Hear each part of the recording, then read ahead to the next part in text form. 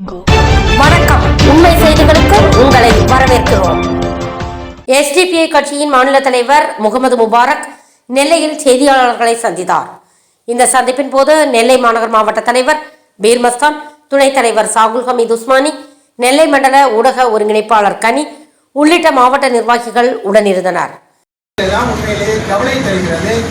தமிழ்நாட்டுடைய அரசின் சார்பாக சட்ட வல்லுநர்கள் இந்த வழக்கை மிக முக்கியமானது ஒரு வழக்காக எடுத்துக்கொண்டு இதனை இப்பொழுது விசாரிக்க கூடாது என்பதாக அவர்கள் தடுத்திருக்க வேண்டும். இல்லை என்று சொன்னால் இதில் சிறுபான்மை சமூகத்துடைய பிரதிநிதிகள், முஸ்லீம் அமைப்புகள், அரசியல் கட்சிகள், மார்க்க அறிஞர்களுடைய பிரதிநிதிகள் இதில் இணைக்கப்பட்டுதான் வாதாட வேண்டும் என்று சொல்லியிருக்க வேண்டும். ஆனால் இது எதையுமே சொல்லாமல் ஒரு மேம்போக்கான முறையில் சட்ட வல்லுநர்கள், தமிழக அரசுடைய சட்ட வல்லுநர்கள் இதை கையாண்டதனுடைய விளைவு இப்படி ஒரு தீர்ப்பு இப்பொழுது வந்திருக்கிறது.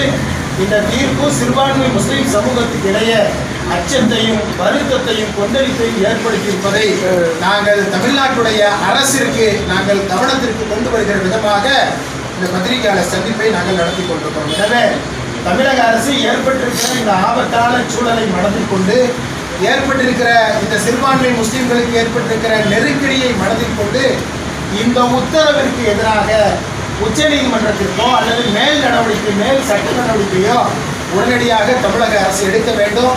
சிறுபான்மை முஸ்லீம்களை அவர்கள் மேம்போக்காக அவர்களுடைய பிரச்சனைகளை உணர்வுபூர்வமாக கையாளுவதில் இருந்து தவறிவிடக்கூடாது. ஏனென்றால் கடந்த திராவிட முன்னேற்ற கழகத்துடைய அரசு ஒவ்வொரு வருஷமும் இதை மாதிரி ஒட்டகம் அறுக்கிற சமயத்தில் ஒட்டகம் அறுக்கப் போகிறார்கள் என்று சொல்லி அதற்காக தடை உத்தரவு பெறுவதற்காக சில அமைப்புகள் நீதிமன்றத்தை நாடிய பொழுது இரண்டு பக்கமும் சட்டத்தினுடைய அந்த நோக்கத்தை